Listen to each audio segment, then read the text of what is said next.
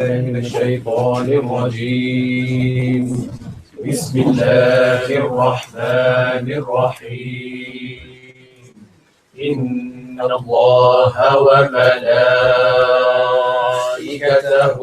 يصلون على النبي يا أيها الذين آمنوا صلوا عليه وسلموا تسليما. مولاي صل وسلم دائما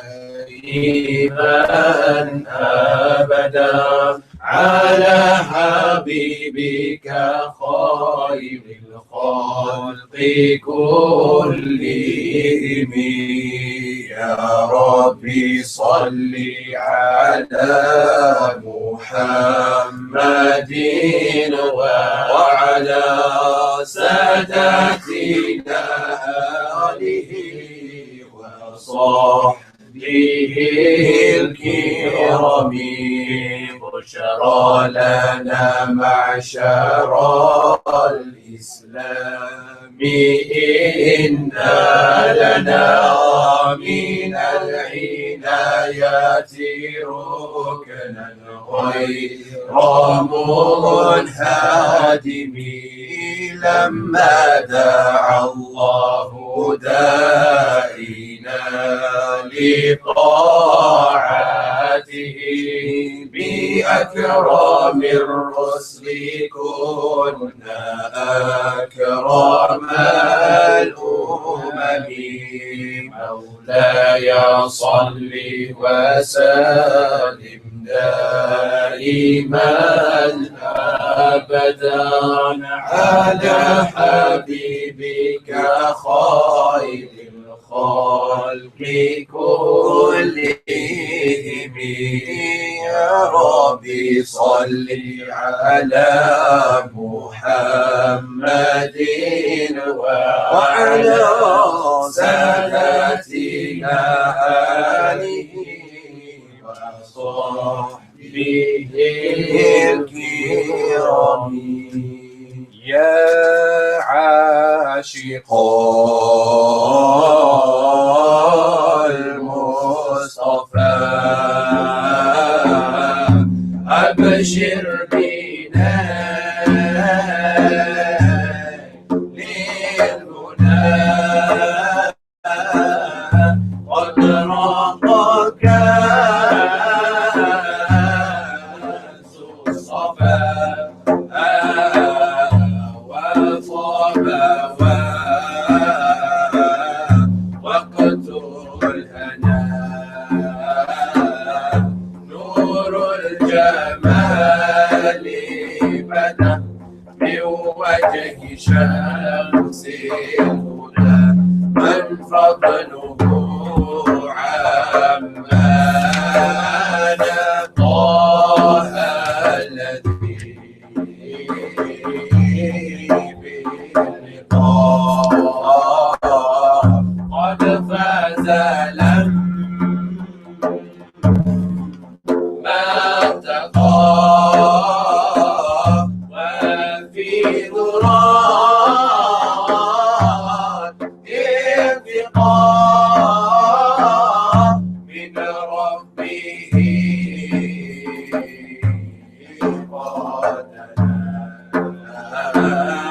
فهو حبيب الإله. حبيب الإله حبيب الإله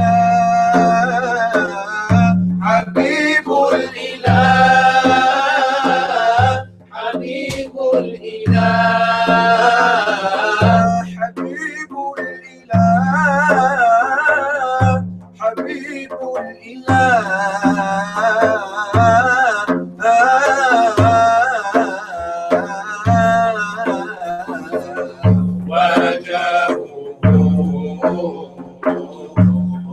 خير جاء بقربه قد حمى وخصه بالثناء دون الورى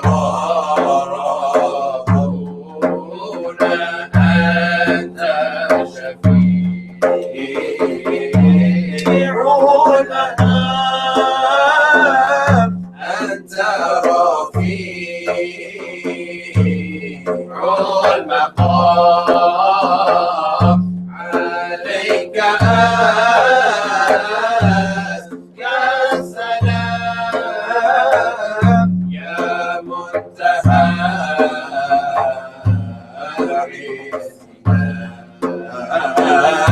والآل ثم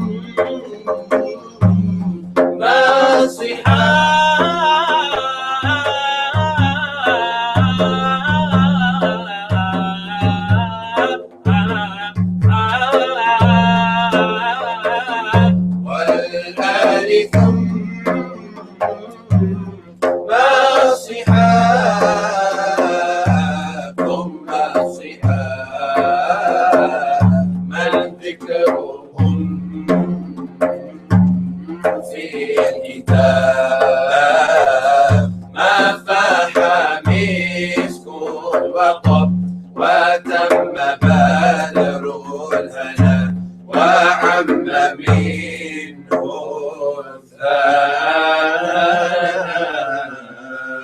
يا أجمل الأنبياء يا أكمل الأصفياء يا أجمل الأنبياء يا أكمل الأصفياء يا خاتم الرسل ما أحلاك في قلبي يا ذا الذي نسخة الأكوان فيك مطوية عطية أزلية يا ذا الذي نسخة الأكوان فيك مطوية عطية أزلية أنت الذي أعطيت الشفاعة الوفية والخلق حينئذ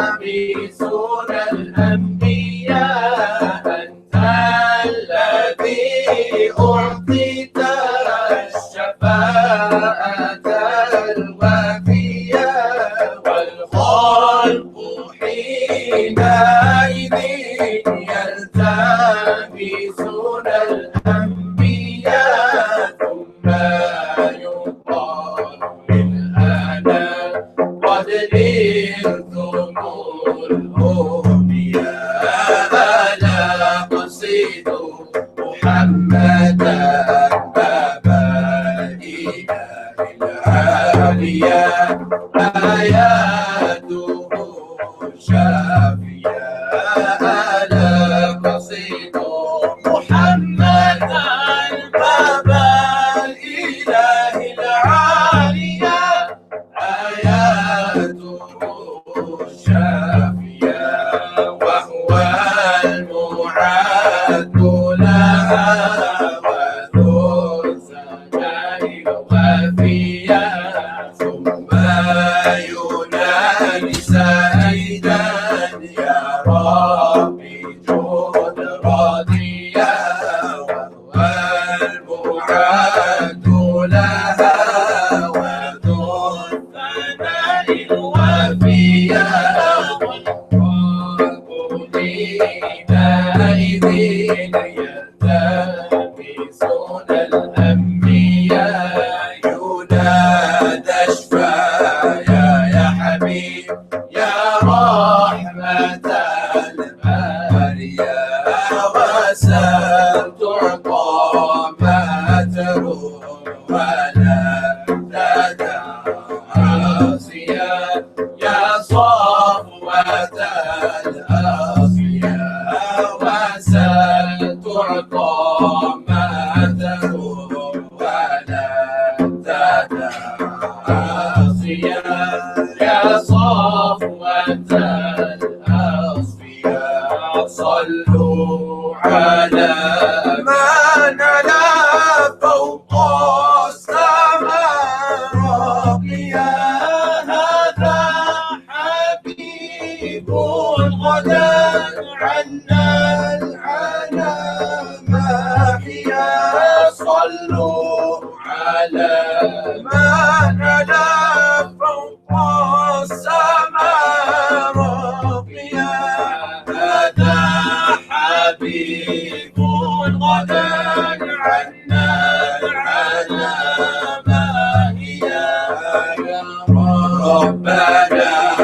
طف علينا قلبه زاكيا واختم لنا ختام مسكيا يا مجيب الداعية بالأسرار نافيا. مولاي صل وسلم دائما أبدا على حبيبك خير الخلق كلهم. مولاي صل وسلم دائما أبدا على حبيبك خير الخلق كلهم. يا رب صل على محمد وعلى ساداتنا عليه وصحبه الكرام. يا خير من يمم العفو ساعته سعيا وفوق متون الأينق الرسم. ومن هو الآية الكبرى لمعتبرين ومن هو النعمة العظمى لمغتنمين. مولاي صل وسلم دائما أبدا على حبيبك خير الخلق كلهم. ساريت من حرم ليلا إلى حرم كما سرى البدر في تاج من الظلم. وبت ترقى إلى أن نلت منزلة من قاب قوسين لم تدرك ولم ترمي. مولاي صل وسلم دائما أبدا على حبيبك خير الخلق كلهم. وقدمتك جميع الأنبياء بها والرسل تقديم مخدوم على خادمي. وأنت تخترق سبع الطباق بهم في موكب كنت فيه صاحب العالمين. مولاي صل وسلم دائما أبدا على حبيبك خير الخلق كلهم. حتى إذا لم تدع شاوا لمستبيق من الذنوب ولا مرقا لمستنيب. مولاي صل وسلم دائما أبدا على حبيبك خير الخلق كلهم. وكل مقام بالإضافة إذ نودينا بالرفع مثل المفرد العالمي. مولاي صل وسلم دائما أبدا على حبيبك خير الخلق كلهم. كيما تفوز بوصل إليه مستتير عن العيون وسر أي مقتدم. مولاي صل وسلم دائما أبدا على حبيبك خير الخلق كلهم. فزت كل فخار غير مشترك وجزت كل مقام غير مستحب مولاي صل وسلم دائما أبدا على حبيبك خير الخلق كلهم وجل مقدار ما ولد من رتب وعز إدراك ما ولد من نعم مولاي صل وسلم دائما أبدا على حبيبك خير الخلق كلهم بشرى لنا معشر الإسلام إن لنا من العناية ركنا غير منهدم مولاي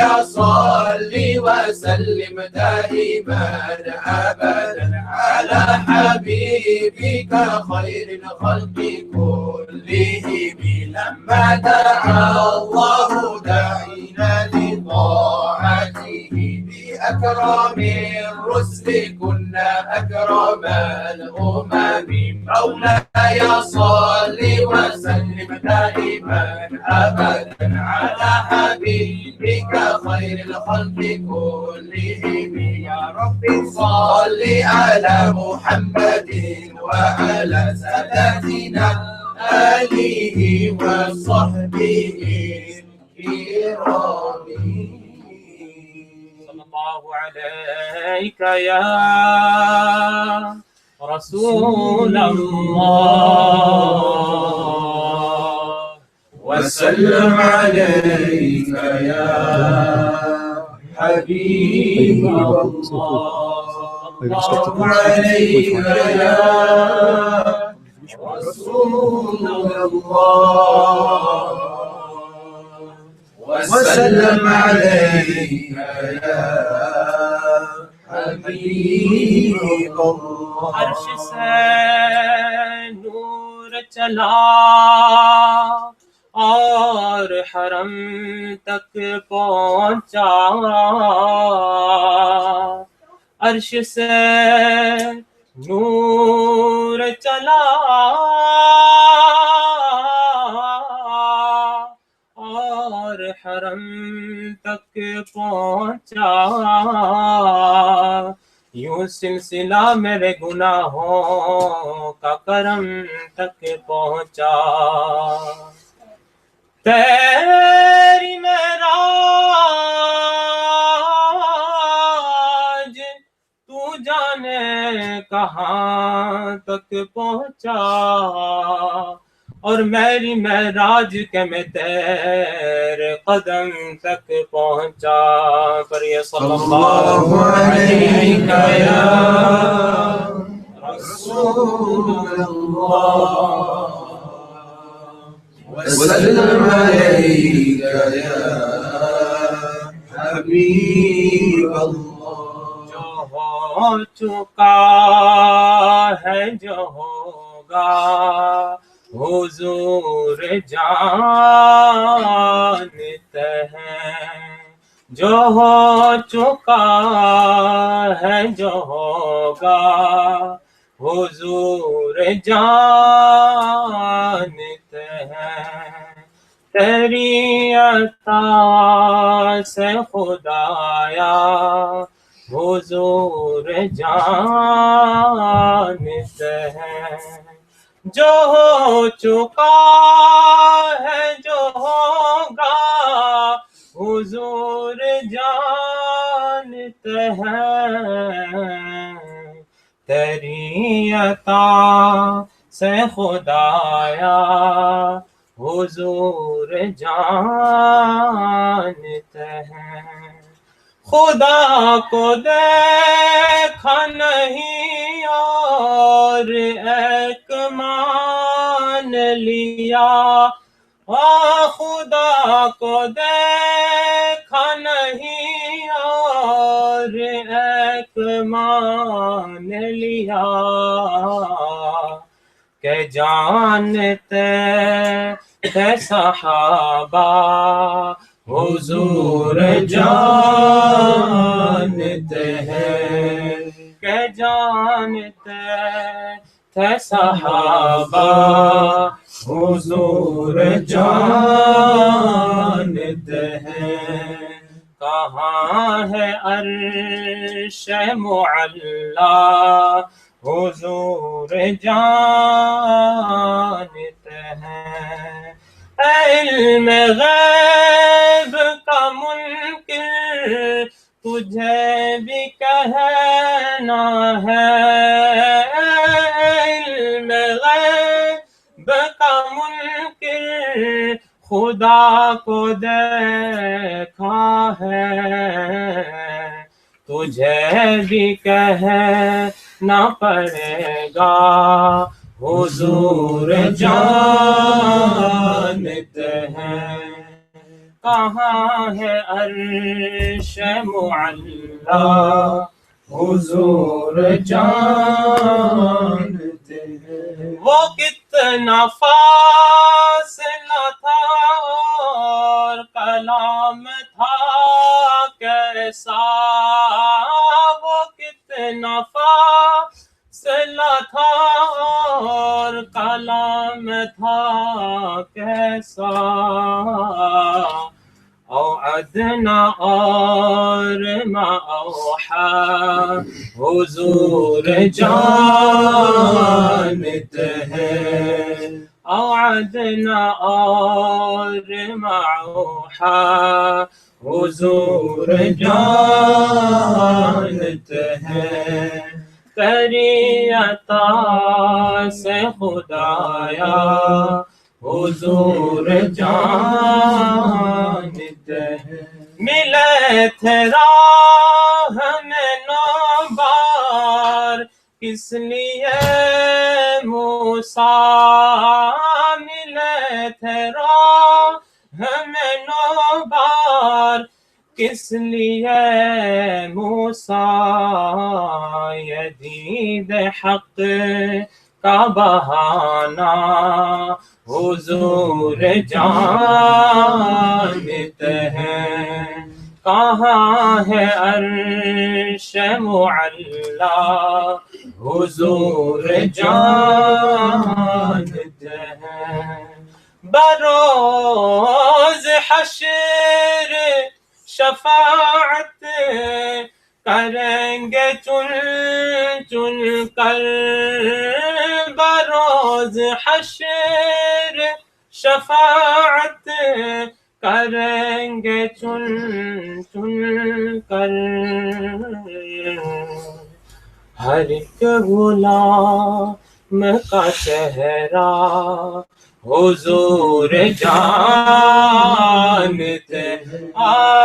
ہر ایک غلام ہر ایک غلام ہر ایک غلام ہر ایک غلام ہر ایک غلام کا چہرہ حضور جانتے ہیں تیری عطا سے خدایا حضور جانتے ہیں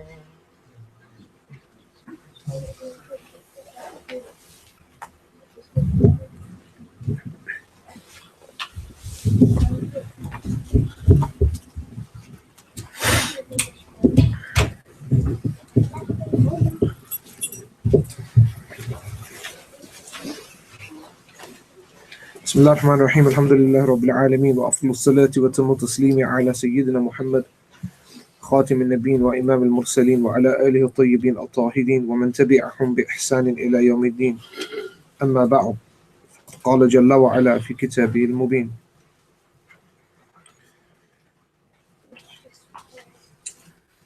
والنجم إذا هوى ما ضل صاحبكم وما غوى وما ينطق عن الهوى إن هو إلا وحي يوحى علمه شديد القوى. Assalamu alaikum wa rahmatullahi wa barakatuh. Inshallah, today we're going to cover just a few aspects of chapter 7 of the Burdah. I'm not going to comment on the verses actually at all. I'm just going to use the verses as a guideline for some of the comments that I want to make. We'll cover chapter 7 when we get to it, which is a long way away. So we're not going to cover the verses in the same manner that we normally cover them. So normally we cover the linguistic aspects of the verse and what the commentaries say. Today I'm just using them as a guideline, the verses, and the reason for that is just out of the barakah of the general happenings of the month, i.e. People discuss the Islam Mi'raj more so this month, night journey of the Prophet ﷺ. In that tradition and light, I'm going to comment on certain aspects of the journey. Just as an introduction, besides the verses, we're going to break the session up into two. The first part, I'm going to cover a commentary, or give a commentary on Surah Al-Najm, the verses related to the night journey of Surah Al-Najm. And then on the second part, I'll try to go through as much of the story as I can. Conventionally, what we do is we just do the story. The issue with that is everybody kind of knows the story. And there's not enough time to cover the story properly. You need about 7, 8, 9 hours maybe to cover the story, even basic coverage of the story. I know that people give speeches and in 45 minutes they take you from the Mecca all the way to Sabah Samawat and then back again, which is okay because they'll take one or two aspects and emphasize it. But you can't cover the story like that. If you want to really cover the story, I think the story would take, if it's in detail, it'll probably take about 20 to 30 hours to cover. If it were in detail, because the story has two aspects. The first aspect is a Quranic aspect, and the second is the Hadith aspect of it. And then after that are all the comments. It's a very, very long story, and every single point is important. It's actually it's not just important, it's necessary to discuss if we're really going to cover the story. So we don't have the time, basically. But what I want to do is Surah Al-Najm, cover some really important things about Surah Al-Najm, and then get to the story. But before that, I want to introduce the topic with just a few comments. First and foremost, we're in Rajab. Rajab is a month that precedes Sha'ban. Sha'ban obviously is a month that precedes Ramadan. Just as a pointer, or point of history maybe, it's still uncertain. There's no, you could say, definitive statement that the night journey took place in this month. And I want to make that very, very clear because we've become incredibly seasonal people, because we wait for a season to come or wait for a month to come. It's against the sunnah actually to do that. And that goes for Rabi' as well. If people are going to wait for Rabi' to think about the Prophet ﷺ, then it's bid'ah sayyah. It's the worst innovation you could ever have conjured. Similarly, the only reason we do emphasize the month because that's what people normally do. They talk about the event about al-Isra wal-Mi'raj in this month, which is fine because the historians do, certain historians, famous historians have said it was in this month. However, it's differed upon, and that needs to be known. Now, Ibn Jawzi, Abu Faraj, rahimahullah ta'ala, mentions, first and foremost, also the year is disputed. Was it before Sayyidah Khadija passed away, radhiyallahu anha, or after? We know it's before Hijrah, but we don't know exactly which year it was in. Bearing in mind that events weren't recorded in the manner that they're recorded now. But Rajab seems to be the more majority of I won't say majority, but many historians lean towards Rajab more.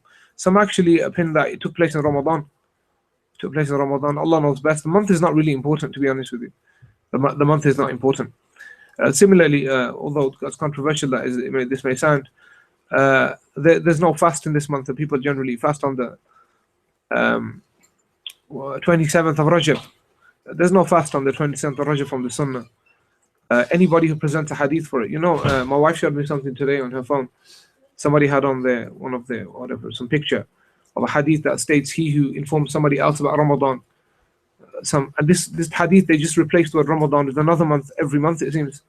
He who tells you about Sha'ban, he's protected from. All of these hadith are fabricated. You have to be very, very careful of, and this is something very important. The words of the Prophet Imam Sharaf, they give nobility to people. And people should be careful of just kind of passing things around without qualifying that they're the words of the Prophet ﷺ. It's not a joke. Adab has been lost. People travel months just to receive a hadith of the Prophet ﷺ. Now we just WhatsApp everything, not concerned of where we got it from. So in terms of that, there is no hadith for Rajab, because many years ago I saw somebody sent a narration around that he who fasts on the 27th of Rajab, meaning supposedly that's the day that it took place, according to what the common understanding is, that it's worth 1,000 fasts. Completely fabricated. The Prophet ﷺ never said that. The language, even in the narration, is very clunky. They're not the words of the Prophet ﷺ. He never said it. And if you want to fast on that day, ahlan wa sahlan, it's nafala. But it's not sunnah, and that's very, very important. The great Hanafi scholar Imam Tahtawi mentions a very important point. The question's asked that in the wudu, there's a tradition that whilst we're making wudu, some of the acts we read particular du'as, for instance, whilst we're washing particular limbs. And he writes there that this is not from the Prophet ﷺ, this is from the possibly the companions or the tabi'een, the ones who came after them. And he said the reason I'm saying that is just to make clear that the Prophet ﷺ never said this, because the last thing you want on the Day of Judgment is to have attributed something. This is a general thing like that's accepted, even though it's statement of the Sahaba. They're very careful not to attribute it to the Prophet ﷺ. So you have to be very careful about that. So if people want to fast, ahlan wa sahlan, no problem. But don't think that this is what the Prophet ﷺ did or told you to do. That's an important point. I don't have a problem people fasting specifically or not. But it's the point of attributing it to the Messenger of God alayhi salatu wasalam. And this issue with the months, which I really don't like. Just take the blessing from the month, and do as much as you can in preparation for Sha'ban. Now, just to introduce Busayri chapter 7. Well, it's not about the chapter 7 actually, but just to tell you, chapter 7 in the Burdah is about the night journey of the Prophet ﷺ, the night journey. Now, chapter 6 is about, what's chapter 6 about? About the Quran. Yeah. And chapter 5 is the miracles of the Prophet ﷺ. Chapter 4 is the birth. Chapter 3 is about the Prophet ﷺ's person. Chapter 2 about spiritual elements. And chapter 1 is the introduction, the journey to the Prophet ﷺ. If you have it, you try to memorize what the chapters are about, because then it makes it easier to navigate it. Now, it's very important because chapter 5 is miracles. جاءت الأشجار ساجدة تمشي إليه بلا ساكن على قدمي على ساكن بلا قدمي. Now what he does, Busayri, very, very interestingly, he takes chapter 5 as the general miracles, then chapter 6 as the greatest miracle, al-Mu'jizatul Kubra, which is the Quran, and then he takes chapter 7 to be the night journey. Do you see his point here? As the greatest miracle after the revelation of the Quran, the night journey. It's very important what Busayri does. Then after that, it's about war after that. Now, Busayri very beautifully kind of summarizes only aspects of I'll read a couple of them, aspects of the Mi'raj. For instance, he says, وَمَنْ هُوَ الْآيَةُ الْكُبْرَى لِمُعْتَبِرٍ وَمَنْ هُوَ النِّعْمَةُ الْعُظْمَى لِمُغْتَنِمٍ. The first part of that, it says, وَمَنْ هُوَ الْآيَةُ الْكُبْرَى, which is really beautiful, because he says, oh, you who are the greatest sign. Okay, and why is this important? Because in Surah Najm, Allah talks about Ayatul Kubra, that the Prophet ﷺ then saw Ayatul Kubra. And the amazing thing is, we'll get to it, nobody knows what that is. Busayri switches the words and applies it to the Prophet ﷺ, that he is Ayatul Kubra. He is the greatest manifestation on the earth, essentially. Other lines, Sarayta min haramin, play on the words of what Allah mentioned the Quran with Sarah, or Asra rather. Sarayta min haramin laylan ila haramin kama sara al-badru fi dajin min al-dhulami. You travel the night or by night from one sacred place to another, just as a full moon travels across the pitch black sky. Now, I don't want to comment on the lines because it's not wouldn't do justice to Busayri if I just gave a 1 minute coverage of the line. I mean, we'll do that properly when we get to it. I want to introduce Surah Najm, inshallah. And Surah Najm is the one of the two surahs that explicitly mentions the journey. Now, just as an introduction to the journey of the Prophet ﷺ breaks into seemingly three parts. The first part of the journey is from the way he's staying at that particular way he's living at that time, his homeland, his home city, the city where he's born, Makkah al-Mukarramah, to Baytul Maqdis, which is Jerusalem. That's the first part. The second part is from Baytul Maqdis, Jerusalem, to a celestial realm. I just call it that, to a realm beyond the realm that we understand. And the third part is essentially from there to another place, a place where he conversed with the Almighty. Now, that doesn't infer in any way that God was in that place, but it was a place that the Prophet ﷺ was in. This is different, you see. Instance, on the Day of Judgment, not the Day of Judgment, in Jannah rather, we'll see God, Allah Jalla wa'ala, from Jannah. God is transcendent, He is not in time and space. But we will see God from space. We'll be in a place in Jannah. God won't enter that place because God doesn't enter place. That's the complete antithesis of God's description or identity, or what God is. We will see God in a manner that that God allows us, but God is not in a place, and that's important. So these are the three parts.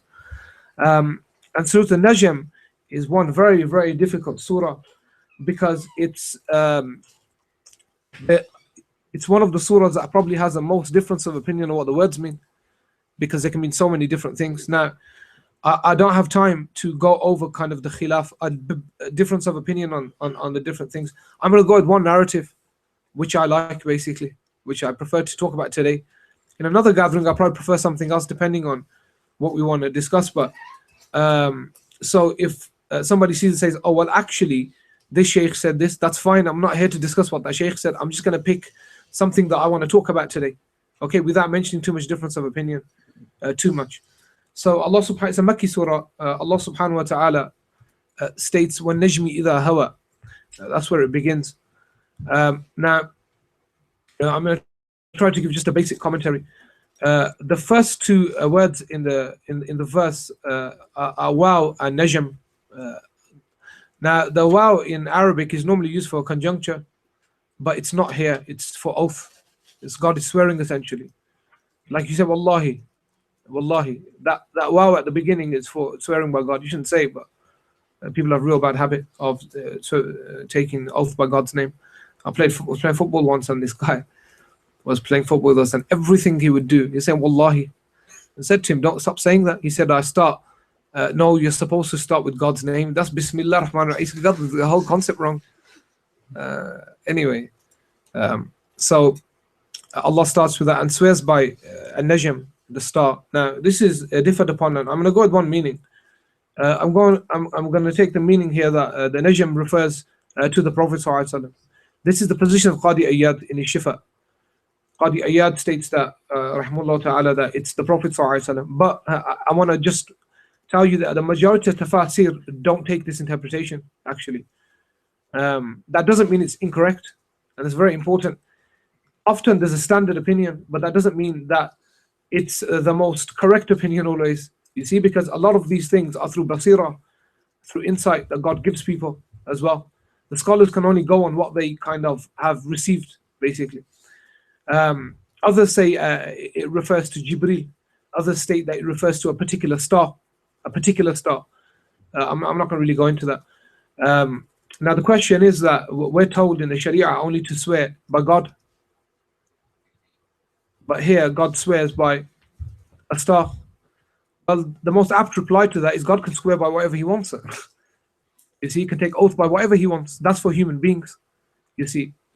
And that's the most apt reply. Ibn Qayyim gave 4 replies, and I think that one was the best. Although he said maybe the Rabb is hidden here, bi Rabb al-Najm. But it doesn't matter, God can swear by whatever He wants. It's us that are restricted to swear by God's name only. Even to swear by the Prophet ﷺ's name is incorrect. It's not permitted for several reasons. Now, then Allah subhanahu wa ta'ala states, وَالنَّجْمِ إِذَا هَوَى.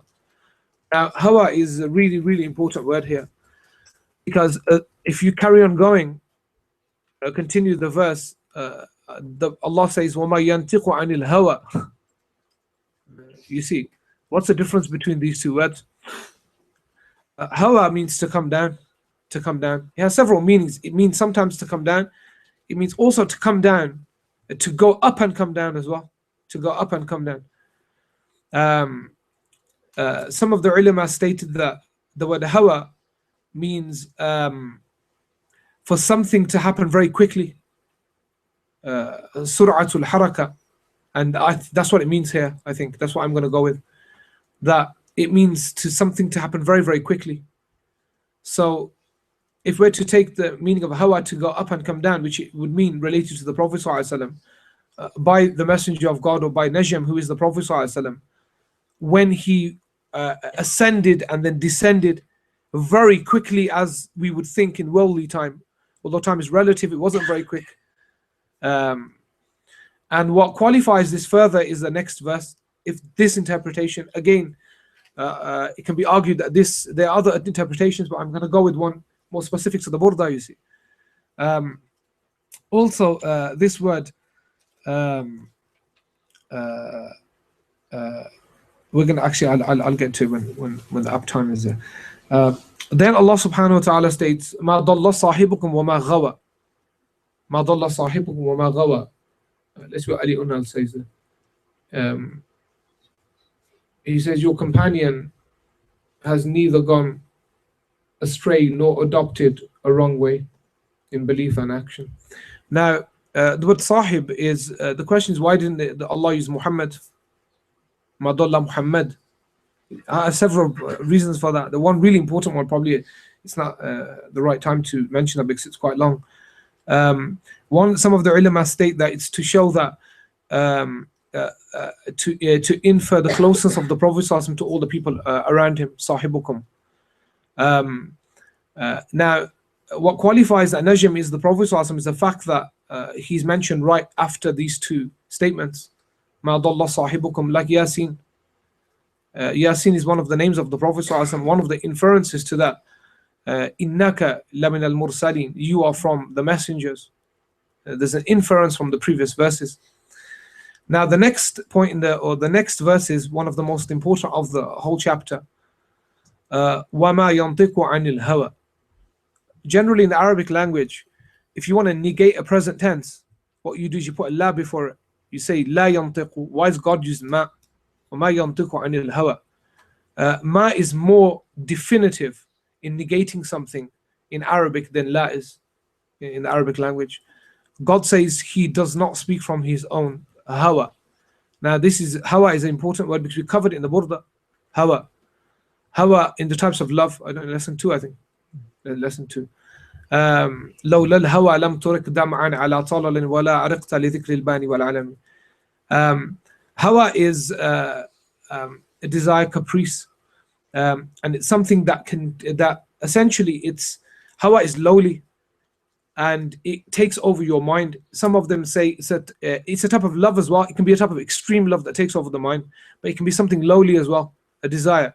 One of the poets, he said, وَآفَةُ الْعَقْلِ الْهَوَى فَمَنْ عَلَى عَلَى هَوَى عَقْلِهِ فَقَدْ نَجَى. That one of the that which ruins your intellect is caprice or desire, or a certain type of love. And he who overcomes hawa has been successful. And he mentioned hawatul aql, because what love does to you as well, in a similar meaning, in a similar way, you don't think straight anymore. There's a weak hadith attributed to the Prophet ﷺ that love, it makes you blind and deaf. It doesn't. You see, Busayri even compounds that further about himself and his relationship to the Prophet ﷺ, which is it's an absolute true statement, even though the hadith is weak because it happened to Sahaba. Bear something in mind that after the Prophet ﷺ left this world, Sayyidina Uthman lost direction of where the masjid was. He didn't know where it was. And it was overcome by a disconnection, or his disconnection with the Prophet ﷺ to such a degree that he wasn't functioning as a normal human being functions anymore. You see, he couldn't tell what was going on around him.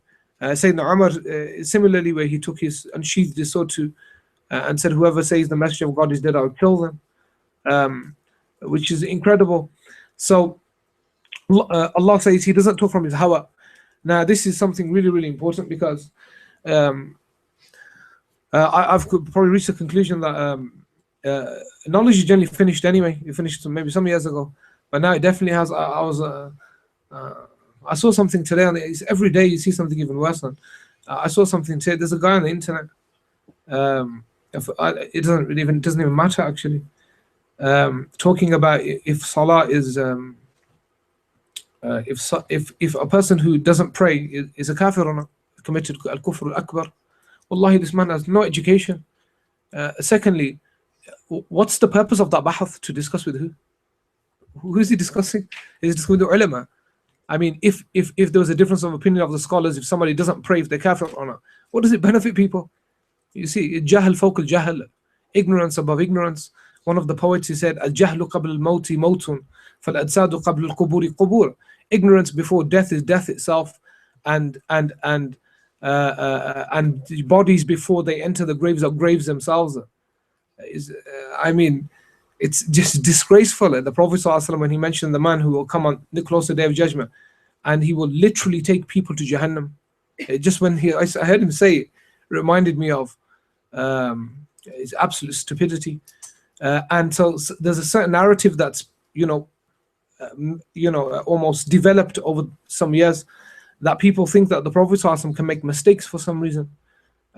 This is to say to make mistakes, as in khata, is, I mean, these people have completely, قد أفلح من زكى وقد خاب من دساها. They completely ruined their souls and their afterlife.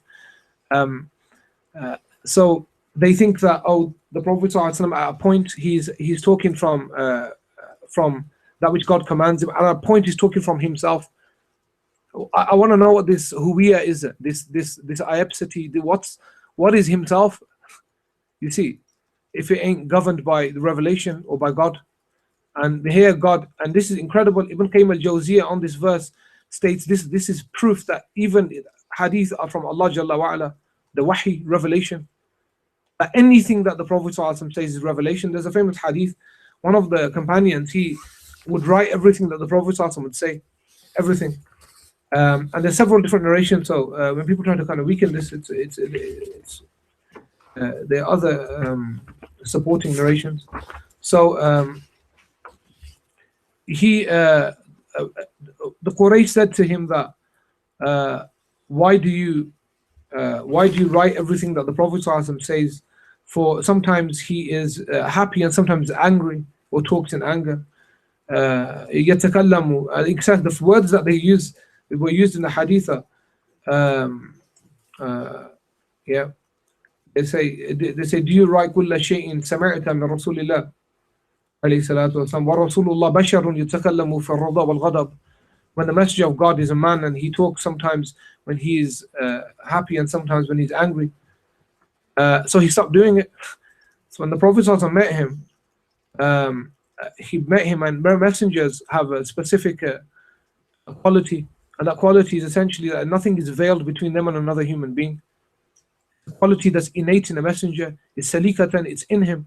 It's not something he acquires. A messenger doesn't acquire the ability to see the limbs of the internal intentions of people. It's part of the khilqa, the being. That's how they function. That's how they're created.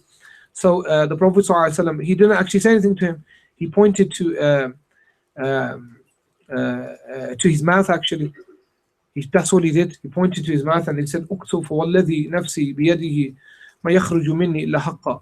He said, "Write, for whatever comes out of my mouth, whatever I say, it's nothing but the truth." And when the Prophet ﷺ uses haqq, it doesn't mean like truth as in amongst us. It means absolute and ontological reality, which nobody can. By the way, remember, science is not the field of truth. Science doesn't deal with truth. When people say, "I believe in science because of truth," that is oxymoron. Science doesn't deal with truth. Truth is a philosophical term.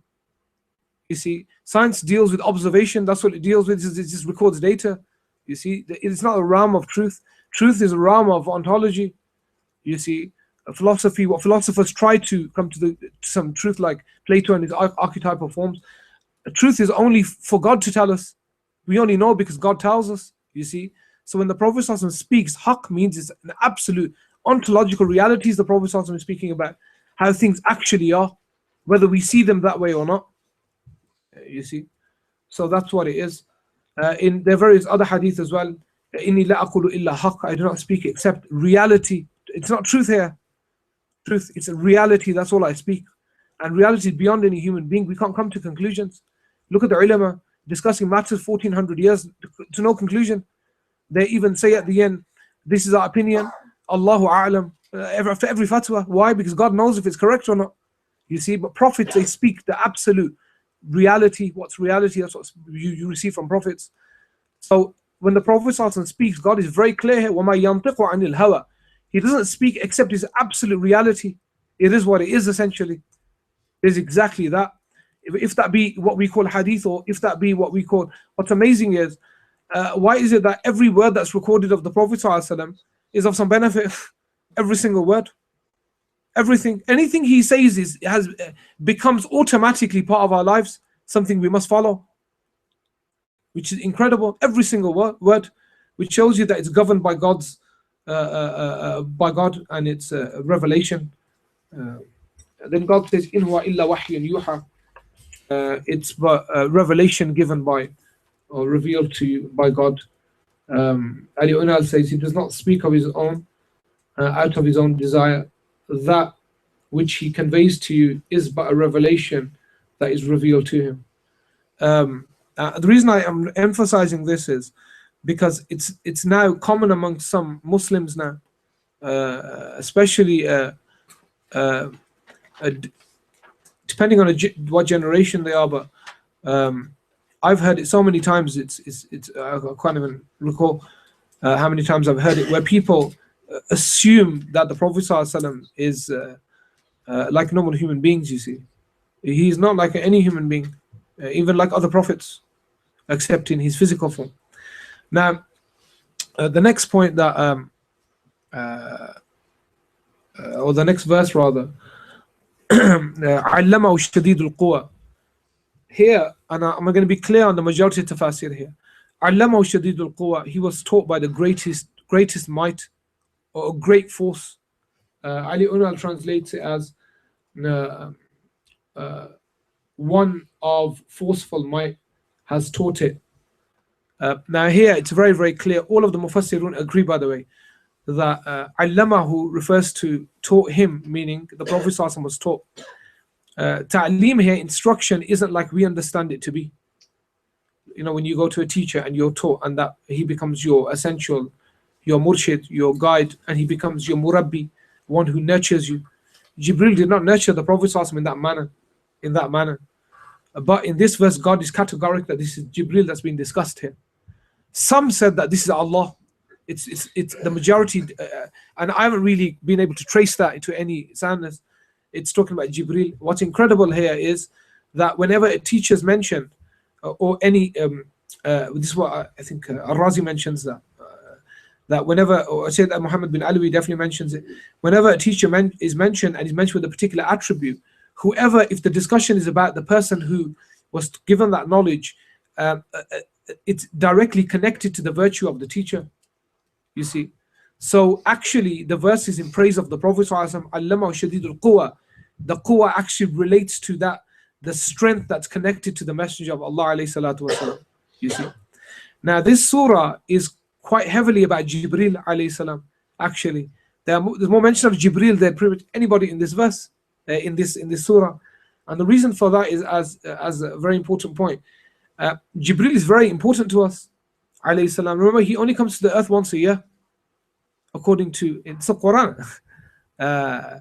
فَتَنَزَّلُ الْمَلَائِكَةُ وَالرُّوحُ فِيهَا. Ar-Ruh here in this verse means Jibril. Jibril comes on the Laylatul Qadr, which Allah knows best what night it is. The next verses are all about Jibril pretty much, and we'll have a look at them, and I'll give some kind of alternative possibilities as well. Allah then says ذُو مِرَّةٍ فَاسْتَوَى. Now you have to split this up because ذُو مِرَّةٍ is separate to فَاسْتَوَى. ذُو مِرَّةٍ, according to some of the ulama, refers to somebody. Dhu is one who possesses something. Is somebody who has great intellect, very swift mind, very sharp intellect, and strength. And they say this refers to the Prophet ﷺ here. Dhu mirratin. After mentioning that he was taught by the greatest might, immediately the Prophet ﷺ is brought in. Dhu mirratin. Now fastawa, and this is what I want to introduce Jibril. Fastawa means then he rose. He rose. When we talk about istiwa in reference to creation, it means to physically rise. When it's in terms of God, it doesn't mean to physically rise, because God's not a form, you see. And I don't want to go, Tadsimi bashing here, but that's another day for that, inshallah. Now, I want to talk about the first revelation here. The next few verses are complicated, because what are they about?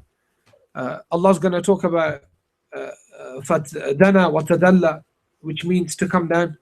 What's he talking about? It's fastawa, to rise. Who is he referring to here, and where did this take place? Because where did Jibril rise and then come down? On Laylatul Mi'raj, you see? Because fastawa, Allah doesn't begin that he came down, he says immediately he rose. Why doesn't God? Because Jibril came down, you see. Dana, he came down. This is not about Laylatul Mi'raj, this is about the first revelation. According to many, this is the revelation, the first revelation. And what I want to make a point of here is, some of these verses can directly refer to first wahi, and I'll tell you why. And one problem here, again, some people, even ulama, have fallen into this. They think, especially kind of general speeches now that are on the internet probably, they talk about the Prophet ﷺ almost as this person who, when he received revelation, didn't know what was going on. He ran away scared, overcome by something that he didn't understand. It's not the case actually, because God actually replies to that in this surah. God says his heart did not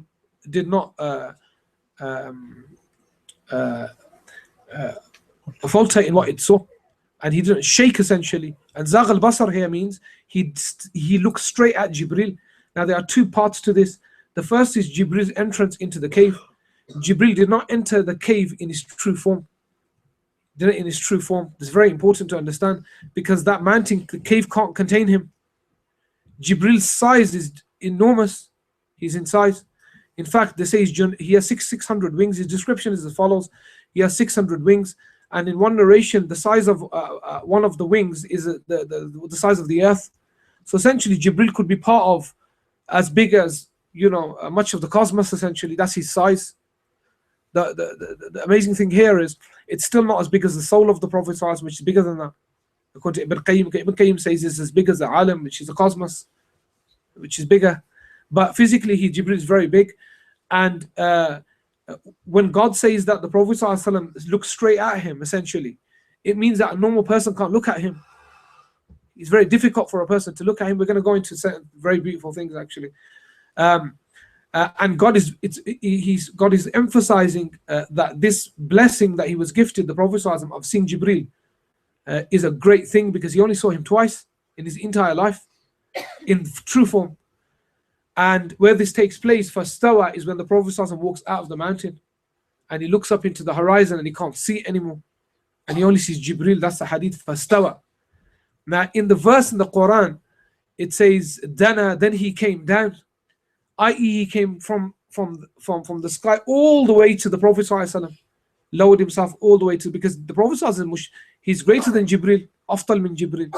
He came right close to him, and we're going to look at that inshallah. All this can refer to another point which I'm going to mention. So either it's at this place, i.e. the place of revelation, where he looks up and he sees Jibril in the heavens. In one narration, he looks up and he sees Jibril in another form, in two pieces of clothing, which are green actually. Now rafraf khadar could be that rafraf can be clothing, but it could be that he was contained within a green, like cloud or something like that. But it means he was in hullatan, is mentioned. He was in green clothes, Jibril was.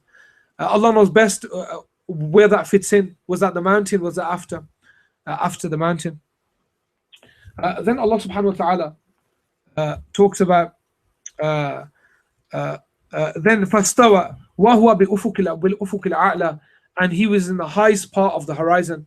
That infers that the horizon could not be seen. You could only see Jibril essentially. ثم دناه فتدلى. Then he drew near and came close to the Prophet ﷺ, to the Messenger of God. And this is the big verse here. فَأَوْحَى إِلَى عَبْدِهِ مَا أَوْحَى. He revealed to his servant what he revealed. This is God now. this is God. Now, this could very well be the moment of wahi. It could be straight after that.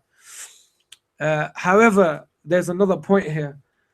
This could very possibly infer what happened in the celestial realm on the night of Mi'raj, but it doesn't seem so. It doesn't seem so. Now, some of and I want to make this very clear. I don't want to push a narrative here, really. This, what I mentioned, besides Najm, is the common understanding of all of the Mufassirun. The reason I don't want to push a narrative, a few years ago, there was a television program. And in that television program, they were pushing a narrative, and I don't mind that. But they were pushing it as the narrative when they shouldn't have done that. It's not the case, actually. So you have to be very clear that what the general position is and what certain other opinions may refer to. Allah subhanahu wa ta'ala continues and says, ما كذب الفؤاد ما رأى. His heart did not, the majority opinion is that it's كذبا أكذب. His heart did not reject or deny that which he saw. Ali Unal states, yeah,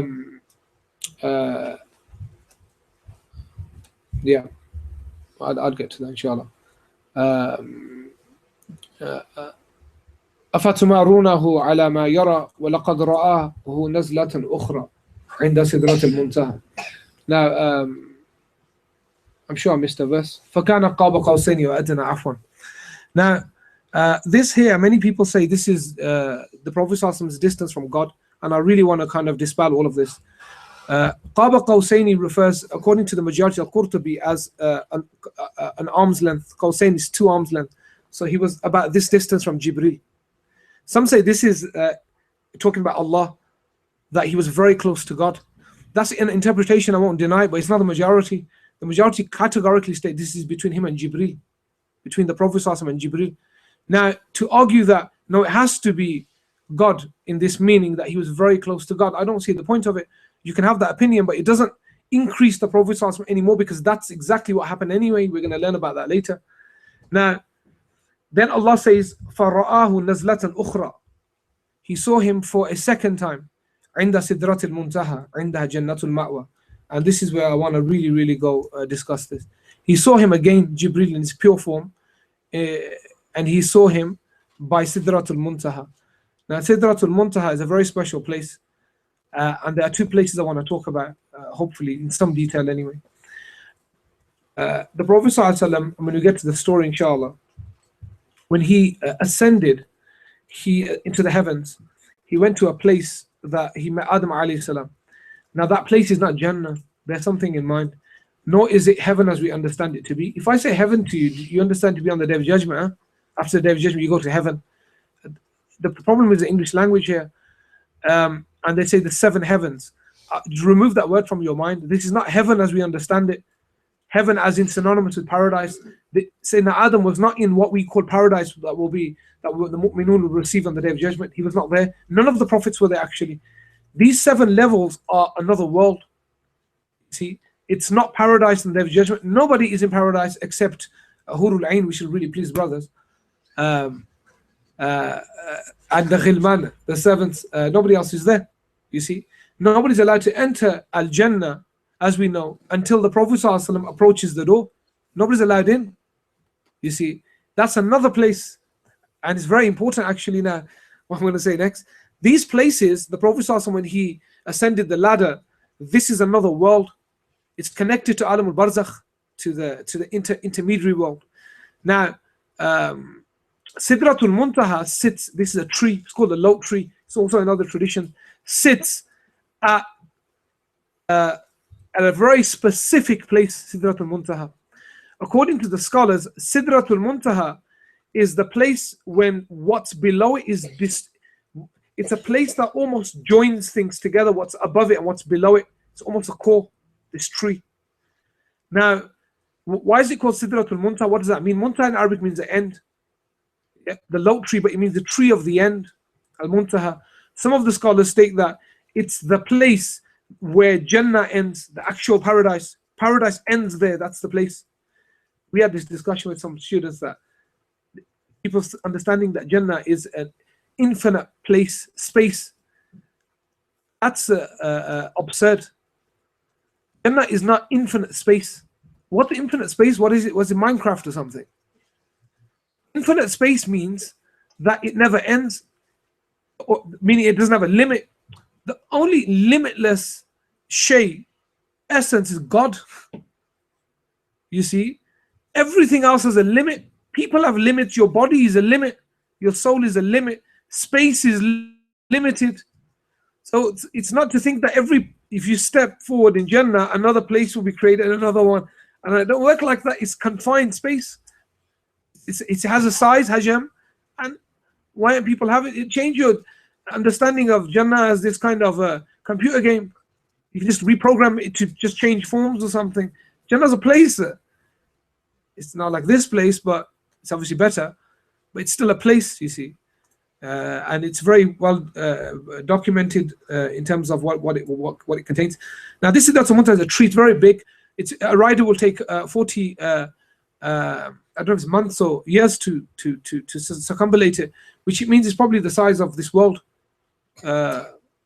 probably bigger.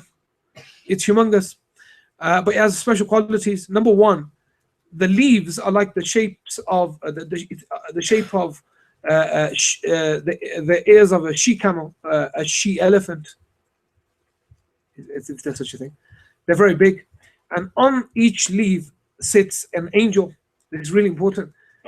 And as the angel moves, the color of that leaf changes. And the Prophet also mentioned something very specific. He said colors that you've never seen before, which means they're colors that we've never seen, which is very, very important. Why? Because it shows you that the Prophet ﷺ can see colors that normal people cannot see. Your eyes have to have capacity, you see, to see that. But it shows you in the several narrations. One is that the Prophet ﷺ saw moths. Okay, moths, you get rid of them in your house.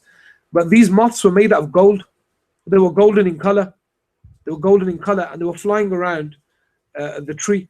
And have you heard of the statement Salsabil in the Quran?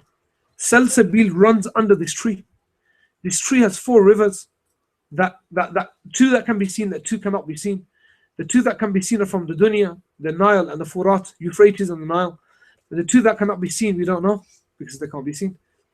And they run into Al-Jannah. Now, another reason it's called Muntaha, the end, is because some say that the knowledge of the angels ends. The knowledge of the angels ends at this point. They don't know what's after that. What does that infer? That there's something after that. Now, you can't say after that is God, and I'll explain why.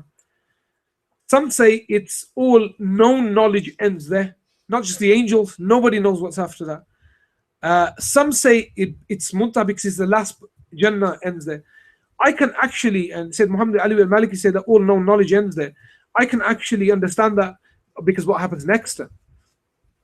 What happens in the story is that the Prophet ﷺ, this is where he sees Jibril فَرَآهُ نَزْلَةٌ أُخْرَى. This is important because if the knowledge of the angels, and the angels are most knowledgeable after the prophets, you see, if the knowledge of the angels, from created beings of course, ends there, this is an inference. When Allah says وَرَآهُ نَزْلَةً أُخْرَى, he saw him again. What's important here is that he saw him at the point where we already understand that nobody knows what's past it except God, which is a great inference, because why would he see him again there, you see? Why not somewhere else? There's kind of an inference here there that he had to see him there to infer that Jibril, his knowledge actually ends there. That's why he saw him there in his pure form, that this is for Jibril where it ends. Even Jibril doesn't know what will be beyond this, what is beyond this point.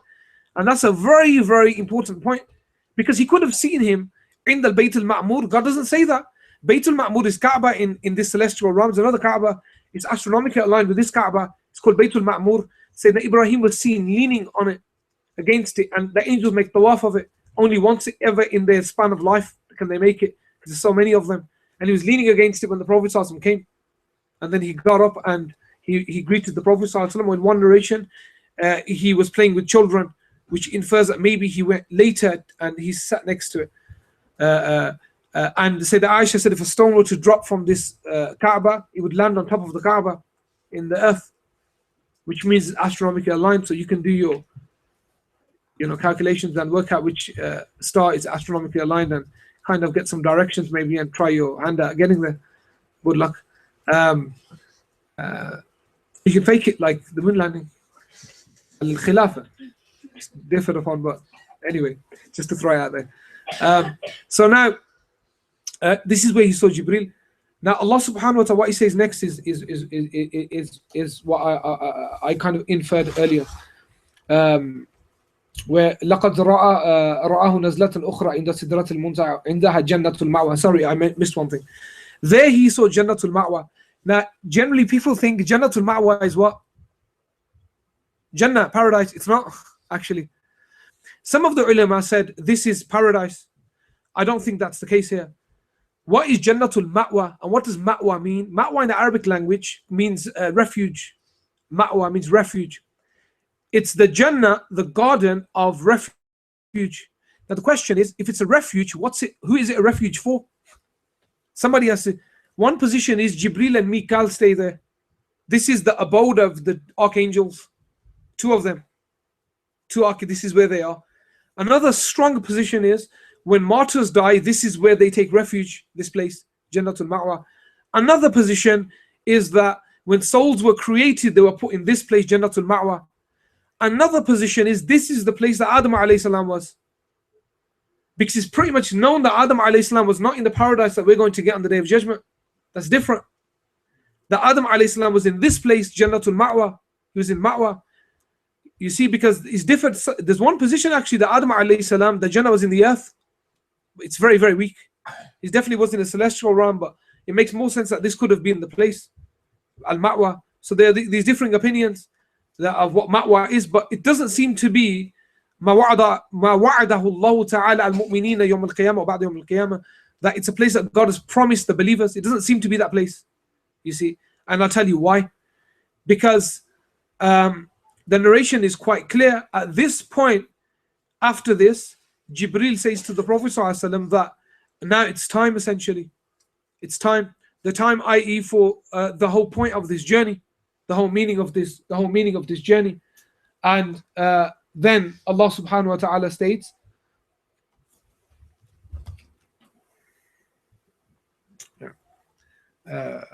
this is first, إِذْ يَغْشَى السِّدْرَةَ مَا يَغْشَى. Another point God makes that the Sidra was engulfed, enveloped in the light of God. The light here means light of God. The Prophet ﷺ said when you looked at it, he said a normal person would not be able to look at it, the Sidra, because there was a light from the light of God that was that had covered or enveloped it. مَا زَاغَ الْبَصَرُ وَمَا طَغَى. His heart did not contradict what his eyes saw. The sight of the Prophet ﷺ did not swerve, nor did it go wrong. Now this is where with the Islam Mi'raj comes in, this last verse, and the main topic will be this verse, inshallah. Allah subhanahu wa ta'ala says, لَقَدْ رَأَى مِنْ آيَاتِ رَبِّهِ الْكُبْرَى. He saw from the greatest sign of his Lord. The word kubra in Arabic is ism tafdil. It's a superlative, the feminine of akbar. He saw the greatest sign of his Lord. From the signs of his Lord, the greatest, or the greatest signs of his Lord. Now the ulama differ here. Some of them say the greatest signs of his Lord refer to the whole journey. Some say they refer to the the seeing of Jibril in his true form. That doesn't really make much sense because God has already talked about that. It's pretty clear. Some say, and this is what I think, that nobody knows what this means, that he saw things that he almost was not commanded to tell the people, that he saw from his Lord's signs that he didn't tell us. And I'll tell you why. Because the night journey, according to some positions, took 100 years in relation to earthly time.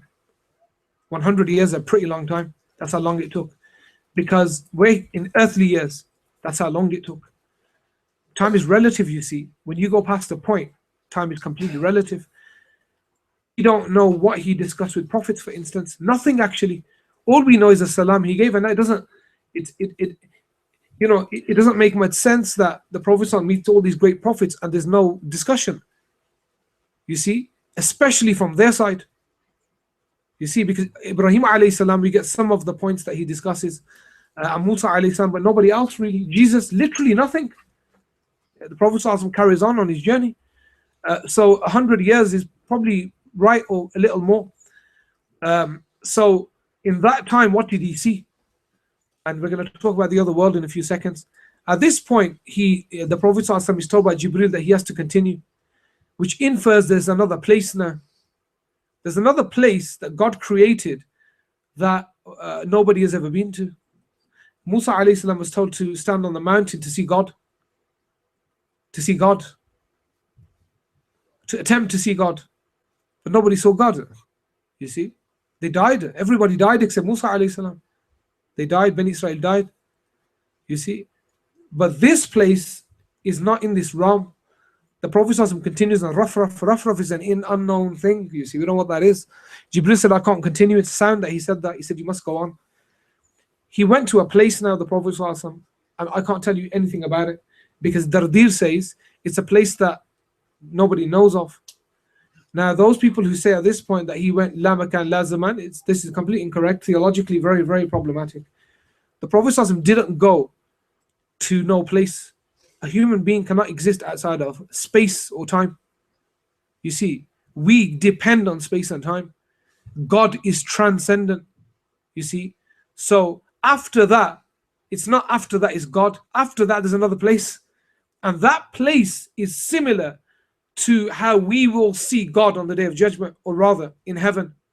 Now, you could argue that maybe this is the place that we will see God from on the day of at that time. Allah knows best, because in Jannah, remember, there's a famous hadith that states the people will be gathered at a place where they will see God. So who knows what this place is? But this place is elect and only for one man, and that's the Prophet ﷺ. Nobody else has been to this place. Literally was created for this moment, it seems. And from there he conversed with the Almighty. Now if you want to say وَقَابَ قَوْسَيْنِ or adna, khalas, you can say that. But here most definitely there is no khilaf that he conversed with the Almighty. Did he see him? Allah knows best.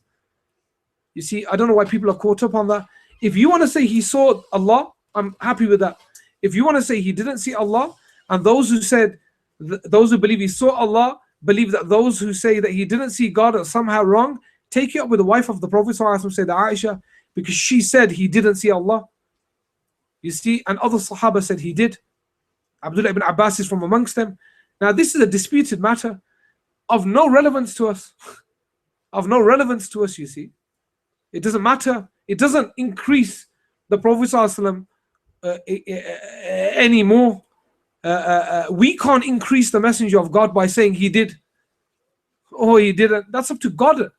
What we must know that he was in the presence, he was in the Hadra Ilahiyya, which is that station where he was in the presence of God. And a presence not just like we have on earth, but the closest thing to seeing God in heaven. If not greater than that, in fact, I would argue. Because that's just between Allah and the Prophet ﷺ. Now here God reveals to him that which he told us and that which he did not. And that was going to go on, inshallah, in the story. Now we come to the story. So that's not the story. That was just on the verses So I want to mention some nuqat about the story itself. So those are some important things about the verses. Now the other surah I haven't mentioned because it's very, very, only two verses really. Subhanalladhi asra bi abdihi laylan, and that's commonly talked about. So people don't normally talk about Surah Najm, you see. Now we go on to actually the journey. In my opinion only, maybe somebody else's, I think that the night journey is one of the events that took place in the life of the Prophet ﷺ that defines the entire religion. If the only event that defines the entire religion. First and foremost, he went in a wakeful state. I'm not going to debate the issue here with abd and what it means and what Suyuti says. I don't really care really about debating the issue. He went physically. He had to go physically. It only makes sense physically, you see. And I tell you why it makes sense. We need him to go physically. For our own iman's sake, I'm saying. You see? Because one of the things that keeps a believer in the time of in Asrul Ilhad, in the era of atheism is the fact that miracles we have to believe in. You see, people are leaving the fold of Islam, and one of the reasons is because they don't understand the Prophet ﷺ. Not that they don't. People say we have to preach about how about the Prophet ﷺ for them to know. It's not about the Prophet ﷺ. It's to love him like hub, يعني عميق, with umq, يعني a deep connection, a love to the Prophet ﷺ saves people. You can go and do a survey of all those people who in their youth, when they were very young, were taught how to love the Prophet ﷺ. How many of them have left the fold of Islam, regardless of whatever education they had after? Because it's a seed that can't really, it's a seed that grows within a person, its fruition can't be destroyed by anything. It just cannot be overcome. What's incredibly important is this, that we in this day and age see crazy things. Windows last week released these glasses where you can see holograms. Have you seen it? It's madness. You put these glasses on and you can move things around. We've seen that, you see, things just, and we can understand maybe a little more than even the companions, things that shouldn't happen. You see, feats of the technological era where a person can speak to somebody from space. We kind of seen that. The Sahaba had no access to that, you see. So when the Prophet ﷺ said to them, a man will talk to his son from the other side of the world, they just believed it. Now that level of belief is something incredible. They couldn't quantify it. They couldn't qualify it. They just couldn't do it. They couldn't go out and kind of say, oh, let's look for some proof for this. They just believed it. Sadaqu yani, and that's an incredible level of belief. People say, why were we not born in the time of the Prophet ﷺ? Would we have believed in it? You know, it's incredible. Somebody's telling you something that nobody's ever seen before, that just seems impossible, just completely impossible. That you'll put drums on your head. Drums, who can connect drums to their head? You see, or that in the famous narration about Allahumma salli ala Sayyidina Muhammad. I was thinking about it the other day, which doesn't seem plausible for many reasons. About the ghalaba of the Muslims, about the Muslims being overcome like people eat around the table. The Sahaba didn't understand it. So, Ya Rasulullah, are they a few people? He said, no, bal kathir, there are many Muslims. And he said, then how will they be overcome? He said, because they love they love the dunya and they fear death, or they hate death is the word in the hadith. The Prophet talked about satellites, tabaq. They didn't. Your tabaq is a plate. He said plates to them. You think to yourself that how will people communicate with plates? You can even imagine them looking at the plate. They didn't even do that. They said, Sadaqa Rasulullah, the Messenger of God has spoken truly. It's a done matter. It's an incredible level of belief. So when the Prophet returns from Al-Jannah and says, I flew there on a buraq, and we need that because we've seen things that show how human beings can transcend generations, how we can make things with our own hands that can fly in the sky, and then we wonder or we doubt that God can make an animal that can fly. We've already seen them flying in the sky. They're called birds. You see, this is kind of a bird wings, of course, and a horse, or mule rather, between a mule and a horse, which the mule is between a donkey and a horse, but it's about that size. Now the journey begins in Mecca. He was in the house of Hani. Hani is the daughter of Abu Talib, bint ammihi. Okay, and the roof was removed in one narration. They took the roof off the house. You see, and why would you take the roof off? How do you even do that? The ulama, they say that they took the roof off. There's an inference here that the removal of the roof is like the parting of the chest of the Prophet ﷺ. You see, so one of the great hikmahs of the Prophet ﷺ being woken up in the middle of the night is to show that it's really important. You know, when you get that call at night, it's going to be really important. Somebody phones you at 2 o'clock. Obviously now people phone everyone at 2 o'clock, but somebody's died or baby's been born, something serious. So they came to him literally in the middle of the night. They took him, alayhi salatu, they took him to the Kaaba. At the Kaaba, there were two people asleep, leaning against the Kaaba. Who are they? Sayyidina Hamza, his uncle, and his cousin Ja'far Tayyar, the older brother of Sayyidina Ali radiallahu anhu, who was martyred in the battle of Mu'tah. He was martyred. Mu'tah. And they were asleep, which is incredible because look at the people that were chosen to be in that place. They were Al-Bayt. They were family of the Prophet only there. And they was taken, and I'm not going to talk about it because there's too many details to cover. The chest was split of the Prophet, which happened four times, and not as we understand. Now the Buraq, I want to talk a little bit about the Buraq.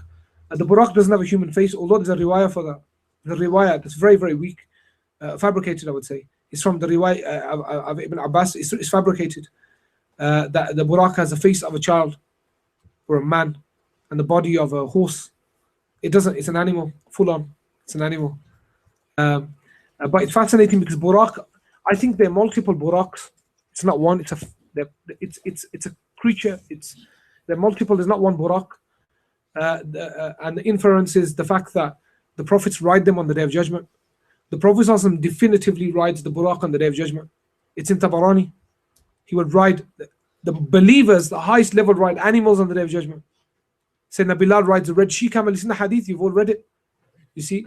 And he gets down and he takes the rein of the Buraq of the Prophet and he walks into Jannah. Sayyidina Bilal with the Prophet right at the head of all the believers.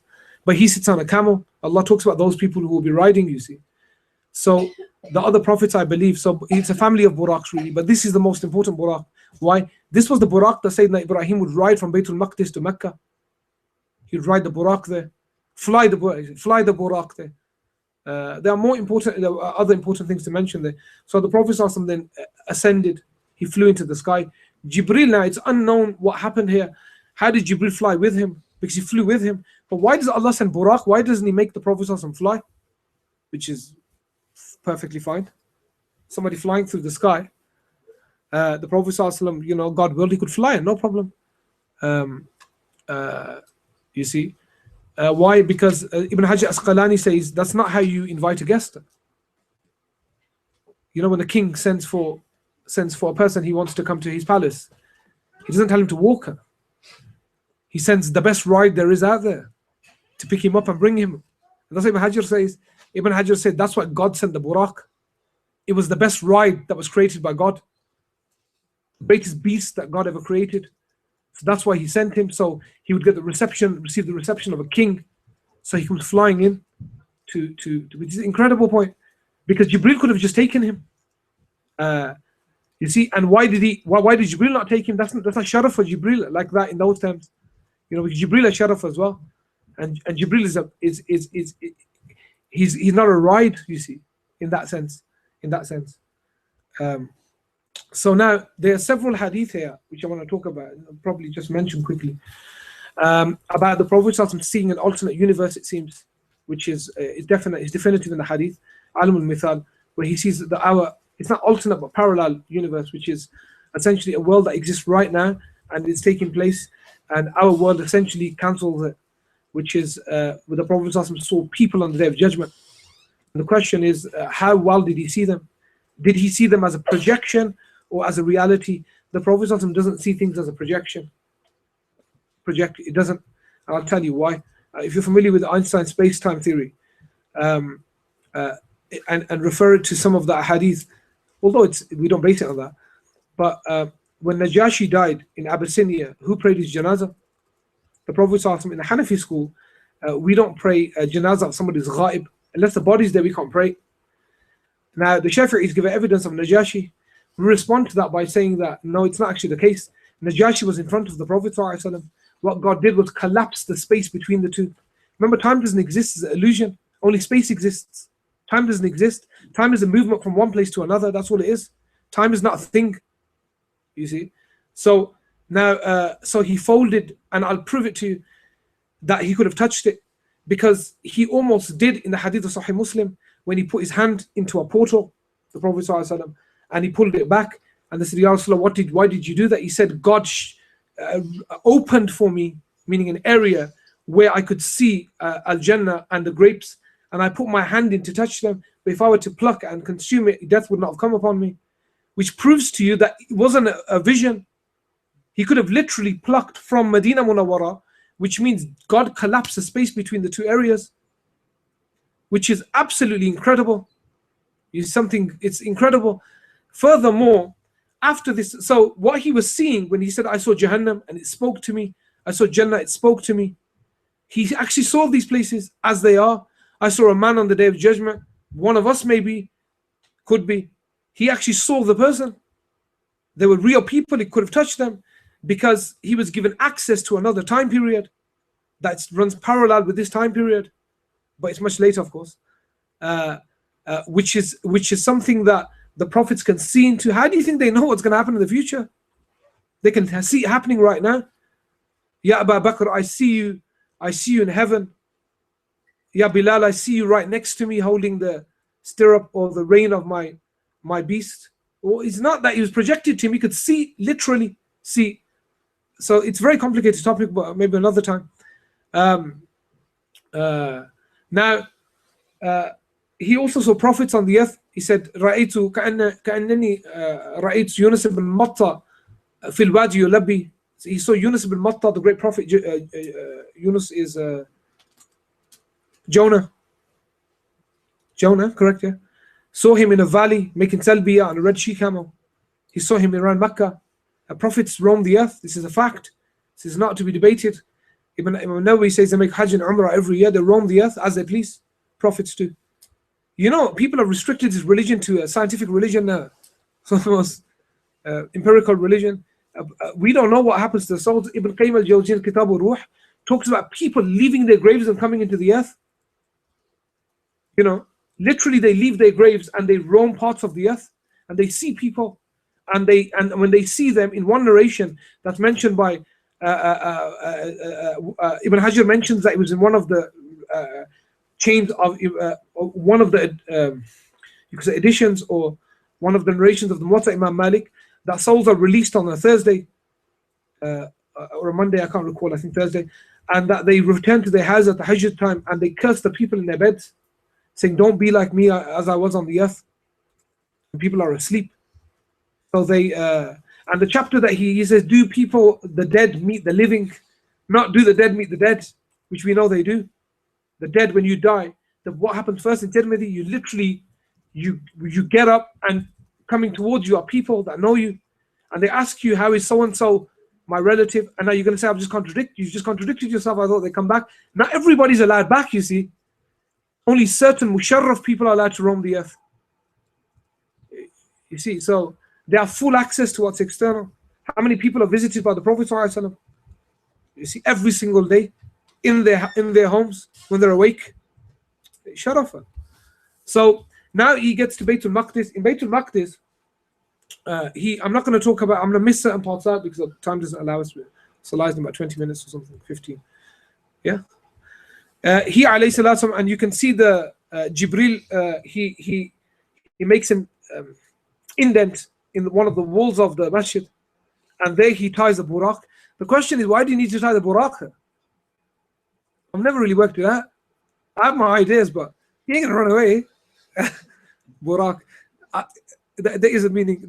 It's figurative, it's symbolic, and what it means essentially is based on the hadith. They asked the Prophet ﷺ, should we tie our camels and then have tawakkul, or should we just tie them? I.e., should I lock my car, or should and then have tawakkul, or should I just leave it unlocked and say I have tawakkul, or should I not apply for a job and say I'm gonna sit here and job's gonna come to me? Should I apply for the job? And the Prophet ﷺ was telling you to apply for the job because he's saying tie your camel and then have tawakkul. It's an inference. And secondly, it's an animal. At the end of the day, it's still an animal, which infers that animals do go to heaven. Buraq goes into heaven. Yeah, not all animals. If your cat or your dog, or one dog does, but I can't comment further than that. Your pet gerbil or whatever. I don't know if it goes to heaven. But like the Hadith Tirmidhi says, everything that tashtahi, that you wish. If you want a cat in heaven, why not? God can bring you your cat that was in That was in the earth. So now, the Prophet ﷺ, after praying with the Anbiya, which is a very long topic, but one of the important things there is that I believe that this moment here was the second time where this was I'm going to phrase this correctly. This was the return of the Messenger of God. This is the return. And he said, return. This is the first time. It's not the first time. The first time that the prophets were united was in Jannatul Ma'wa, or that place of the souls. We talked about that. They were there already, the prophets. So they are already familiar with each other. Incredibly familiar, you see. But they saw the Prophet ﷺ in his human form, in the most elect form now. You see, this is the perfected form. Al-Insanul Kamil here, which they've been anticipating possibly for millions of years. Some of these prophets have been waiting for millions of years to see him. They've only been told, you see, that this is what will happen. And he was the youngest. You got prophets there that are probably 800 years old. And there's a man, a Nabi, that's not reached the age of 60, which is incredible. And some of them were astounded. They couldn't believe it, you see, because, you know, when you hear that. But so there was a process now. This is process of essential, you can't call it process of elimination, but you'll see what happens.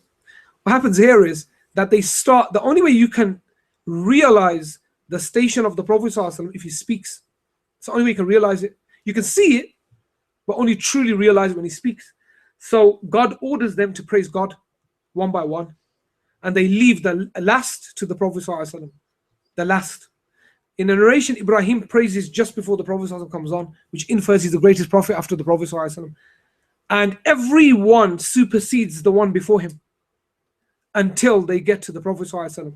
And they're all waiting in silence. It's an incredible moment, you see, in Bayt al-Maqdis, where everybody's just silent, waiting for him to speak. And Sayyidina Ibrahim said, by God, he praised God with that which we've never heard before.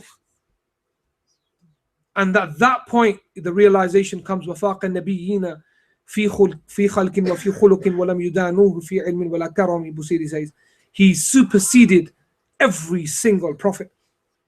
And this is the moment of realization of Bayt al-Maqdis. It's as if God gathered them for no other purpose.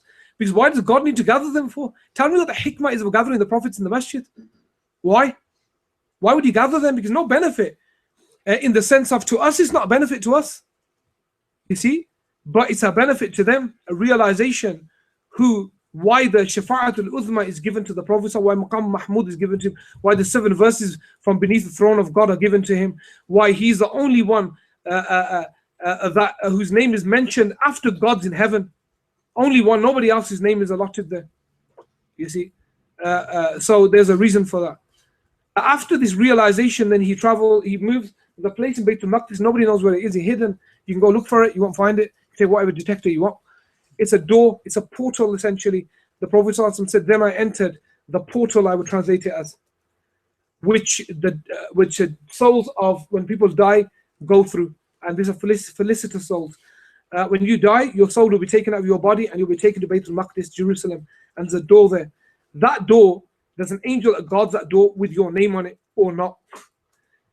The angel of death asks this angel, if your name is on that list. He says, is Zayd ibn Zayd on that list? In fact, in certain narrations, you're known in the dunya by the son of your father, but in the hereafter by the son of your mother. In certain narrations, you see. So there's inferences there, but Sayyidina Ali, Sayyidina Fatima Zahra, because of her, that's another issue. You see, it's incredible. The only nasab in mankind that goes through a woman is al-Bayt. Al-Bayt because they are the children of Fatima to Zahra alayhi salam. The only nasab, only lineage that goes through a woman is, that's how elect she is. She's that elect. You say Maryam alayhi salam, it's different. But al-Bayt here, Imam Sharaf, is incredible, which is so what happens at this point is so your name is either on that list. If your name is not on that list, you're in big trouble, because that is the door to felicity. And when they're turned away, they're damned into the earth. When the soul's name is on there, the person's name, it's open, and that's where you ascend, like the messenger of God, like, but in terms of the way, the order, like he ascended to the heavens, you do the same. And that's where you converse for the first time with the Almighty. The soul of this called liqa'ullah, meeting God. You see, this is where, you know, in certain ratio, Umar ibn Khattab, who died a martyr, after 11 years, he came in the dream of one of the companions, and they said, or the tabi'in, and he was sweating. And they said, Ya Umar, why are you sweating? He said, only now my account with God is finished. This is there, this is the place. He said, God asked me about everything. And he's a martyr. But that wasn't because he was being questioned for reasons of if he enters Jannah or not. That was his sharaf. That was his great status, because, you know, there's one dream, you know, where they saw Umar in their dream, radiallahu anhu. And they said, Ya Umar, what did, you know, the grave, what happened? He said, what happened was that they said to me, Man Rabbuka, and who's your Lord? And I said to them, what are you asking me for? He said, Man Rabbukum, who's your Lord? And he said, they ran away, Munkar and Nakir. And they went to God and they said to God, you send us to a person who asks us questions. And God said, leave him. So Allah knows best, he was a dreamer. But I tell you why you can expect that, because he said he would do it. Because when he asked the Prophet, he said, will I have my mind, my intellect in my grave? He said, yes. He said, then I'll put a stone in the mouth of Burdah and Nakir. That's what it says, the hadith. That's what the narration says. So maybe it did happen just like that. So Umar, courage, but then he meets God. And then it's different. Now it's another, you know. Then Abdurrahman bin Auf said in a dream as well that God, he was a millionaire. You see, God asked me about every penny I spent, until he got to a point where God said, you can just go. Don't worry about the rest. He just let me go. So this is incredible, all of these meetings that we find. Look at Sayyidina Uthman. Look how beautiful that, when he was, the day before he died, he had a vision of the Prophet ﷺ. And we talked about last time, and the Prophet ﷺ said, after bina, tomorrow Ghadan, he said, break your fast with us tomorrow, Uthman. And he woke up and he said, I'm going to die. So I believe that every companion who died, he was given, he saw the Prophet ﷺ the day before. He just gave him the bushra. Tomorrow it's you return to where you were once, who you in the presence of, who you were with once. So now he alayhi salatu wasalam ascends through that door, and in the mirqat, in the narration, it's a ladder. He ascends. Now Allah knows best. This could be a whole world. It could be spherical. We don't know what it looks like. It could be a world. Don't think it to be this kind of just an abstract flat place connecting another flat. We don't know what it is. That's too simple. And he meets the prophets. Now what I want to talk about, we don't have long left, is a few really important things that happen and what he sees, alayhi salatu wasalam. The question is this: he saw many things. Why did he only mention certain things? One of the things that he saw was a woman, and he saw the woman, and her description is very peculiar and particular. She had clothes on, but her arms were bare. Her arms were bare, and she was decked out in all the jewels of the earth, or decorations of diamonds and pearls, and the Prophet saw, and she was young, and he said, who is this woman? And Jibril says, this is the dunya. But her description is very particular, you see, because why mention that her arms were bare? You see, it's almost an inference to what's happening now with women's dress. I mean, and then he saw her again, and she was an old ragged woman, and Jibril said, that's all she has left of life. Then the Prophet saw a snake. This is incredible. He saw a snake, and it came out of a hole, and he tried to go back in the hole, but the hole shrunk, and he couldn't get back in. And he said, Jibril, what is this? What does this, what is this symbolic of? And he said, this is a man of your community who told an enormity. He lied, basically, or he did something, but he was too proud to take it back. All of these things were the greatest things that will give you problems on the Day of Judgment. Then he saw a man carrying firewood, loads of it, and every 2 feet he would drop it and have to pick it up again. He said, alayhi salatu was told that this was a man in your community who took the community's trust, Why do you think ulama were so scared to involve themselves in politics? Do you think it was for no reason? So this is a man who took this trust of the community, but he didn't fulfill it. Then he saw several other people like that. In one narration of Tabarani, there were people that were like ants, and everybody was stepping on them, and they were arrogant people. And God makes them the size of ants, and everybody steps on them on the Day of Judgment. And he saw all of these people. Now, there are some incredible moments that take place, and one of them is a meeting with Musa alayhi salam. He said, I saw Musa alayhi salam, and he said he was like a man of Shanu'a, Yemeni tribe, that are known for their physical description is like what they are. They're very muscular, very, very handsome, muscular, but you don't want to, basically. And he said he had so much hair on his chest, if he wore 2 shirts, you could still see it. So that's for the ikhwa that asked me about, can we, be in Olympia magazine or something for the weight training and epilate our chests. It's because we want to get that fine look. You can if you want, it's not haram, but if you feel that, well, Musa alayhi salam is just, anyway, that my point is still there. If the brothers have been bullied by their wives, then there's a delete for you at least. But just infer something else about your. Anyway, I'm gonna get being misogynist here. So the conversation is important, because why the conversation is important is Musa alayhi salam, his khilqa, the way he was created was very specific. The Prophet saw him and he was shouting, raising his voice to God. He's raising his voice, Sahaya, and he's raising his voice, and he's saying, you have preferred him over me, you have favored him over me.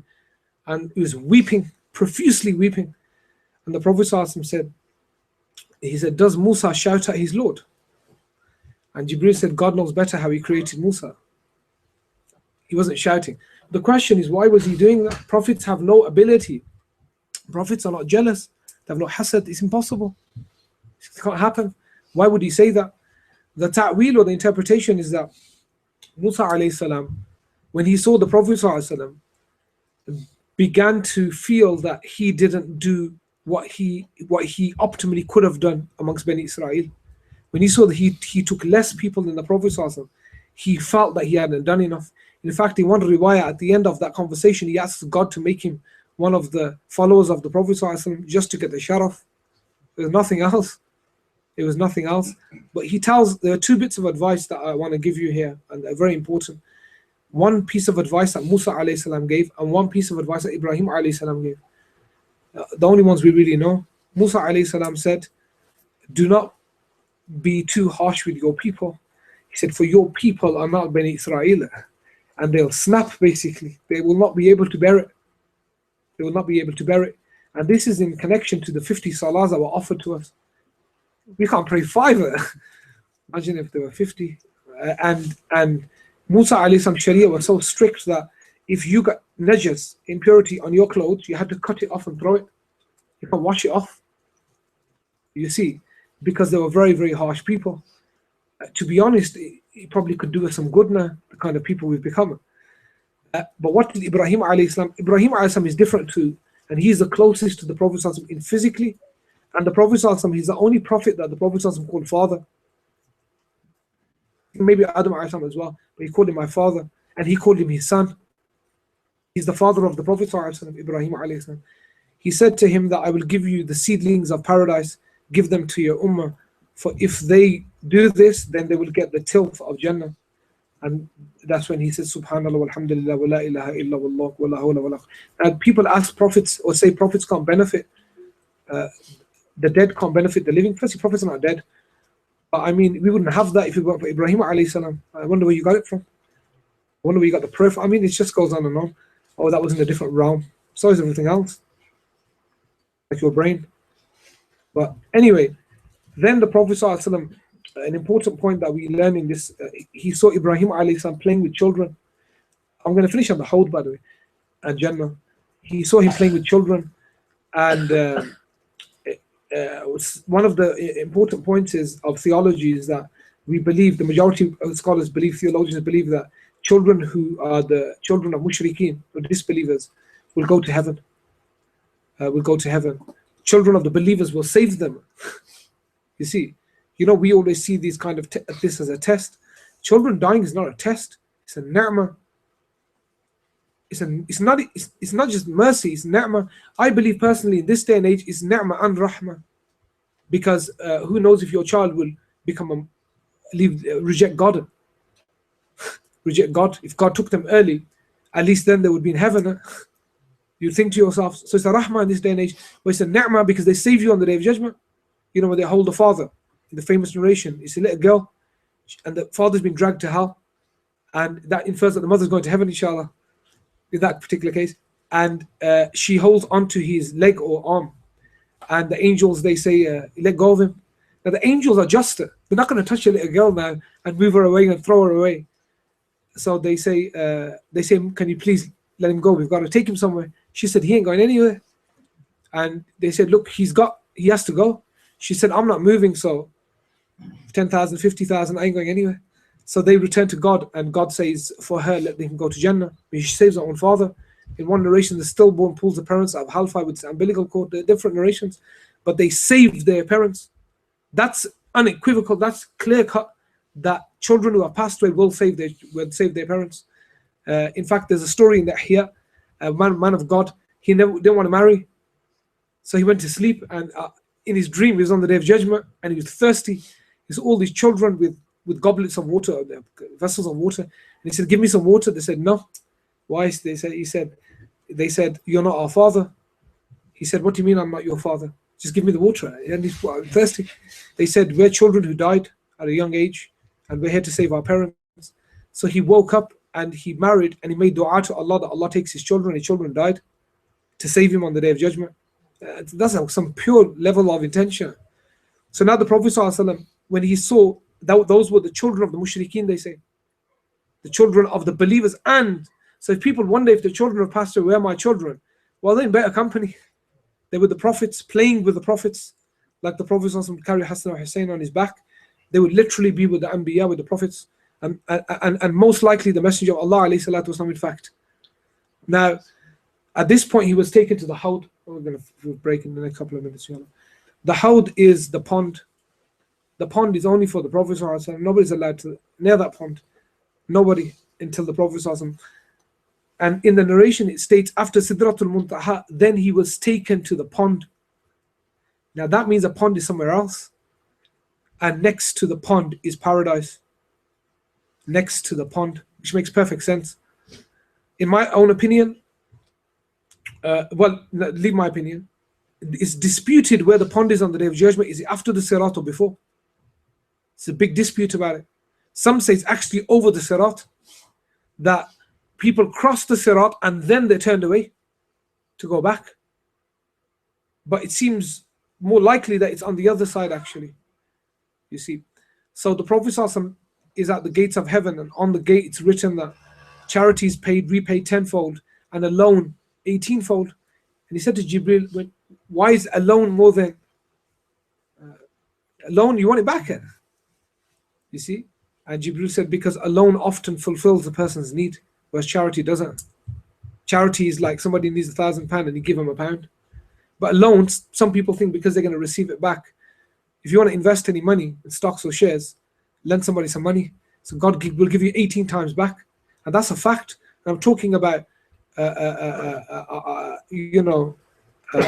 money itself. Often it's the case, according to many of the ulama, that you're going to get that, receive that money back in a different way 18 times. So invest your money properly. Obviously, don't give it to somebody that doesn't give you money back. The Prophet entered heaven. I'm going to finish on this. And on entering heaven, he saw the house of Sayyidina Umar, and he saw his name outside, which is incredible, because it seems that as soon as you enter heaven, there's different ways to enter heaven. But heaven doesn't have one door. Heaven has several doors. It seems that this door was the grand door to heaven, which immediately holds the elect, basically. This is where the elect are, because he saw it almost immediately, meaning it's right next to the house of the Prophet ﷺ, like it were in the dunya. And he said to Umar, I wanted to go in. I thought you may feel a bit might not like it, feel a bit jealous maybe that I went into your house without you. And he said, by God, I'll sacrifice myself. Why would I feel like that? And there he said, alayhi salatu, I could hear singing, and they were welcoming me in Jannah, the women of Jannah, Hurul Ain, in the maqsurat fil khiyam, in the tents. Now we don't hear anything except a couple of points about Jannah besides that. But I'll tell you one thing: nobody's ever entered this place and come back out except the Prophet ﷺ. Nobody was allowed in, maybe because of nobody's been to this place. This place was created for them. The Prophet ﷺ he entered Al-Jannah. There are several narrations actually that infer something, but he entered Jannah and he came back to the dunya, and this is what I want to finish on. He was in Mecca when this happened, so many of the brutal things still hadn't taken place. Bear that in mind. The Messenger of God enters Al-Jannah and then returns to save his people, which is a profound point that people don't really look at. To be in the greatest place that God ever created, and then to walk out of there without any thought of it, except the thought of your people after, to save them so they may have some space in it, is incredible. That's incredible, and that's one of the hikmahs. But the greatest, and I don't have time to go into it, the greatest, in my opinion, reason that the Prophet ﷺ was taken to the heavens, I don't believe is a salah actually. I believe it's a greater reason, and that's a realization of the rank of the Prophet ﷺ, which he himself had not realized at this point. Because a person who defines, you can only be defined by external, not yourself. You can't say I'm this, I'm this, I'm this. You see, you need somebody else to define you. We can't define the Prophet ﷺ. Jibril can't define the Prophet ﷺ. Only God can, and that's proven in the last narration that I'm going to mention. The Prophet ﷺ said, "Oh Allah, you are the Lord that made Musa Kalim, made Ibrahim Khalil, made Isa Ruhullah fil ard." He began to praise God by what he had given to other people, and it was a lengthy praise thana of God, and he stopped at saying Isa, because he can't say, "Oh Allah, you gave me this," but he don't want to. So then he stopped, and this is the point where God takes over from here and says, "But however, you are the only one that I made Habibullah. You are the one that I gave the 7 verses under my throne. You are the one that I allowed for your ummah to enter Al-Jannah before anybody." He said, "You are the one that I gave Shifa' al-Kubra, the Uzma to. You are the one that I gave the ability to take to heaven who you wish. You are the one whose name, where my name cannot be, you are the one whose name, when my name is mentioned, your name will be next to, by obligation, not by choice." And he began to, and it's in the narration, God began, and right at the end of the narration, God says, "And you are the one whose ummah I have given 50 prayers to." And that's where the story actually begins. Because how many times does he talk to God? Do you know? Do the math. He's reduced 5 times every time. 10 times. Some narrations say 11. Actually, there was one more. Yeah. So inshallah, we're going to finish there. And next month, I'm sorry, apologize for last month. It was a very busy month. And nobody got Maghrib after this. Next month, June, we continue with the Noah Burdah. I think chapter 1. We're still on chapter 1. We couldn't have finished chapter 1. I don't know. I could do a photo. You finished chapter 1? Yeah. Well, chapter 2. Are you sure? Everybody concur? Have we finished chapter 1? Chapter 1. Launch one already. No, I've checked the recordings. I've checked the recordings. Did we finish? I had loads of things to say. I've checked the recordings. I'm sure on line 8. I've checked the recordings. 10th line was that session. You might have some other. 10th line was the last session. It doesn't matter, wherever it is, inshallah. Next month, same time, first week of the month, inshallah. Assalamu alaikum wa rahmatullahi wa barakatuh.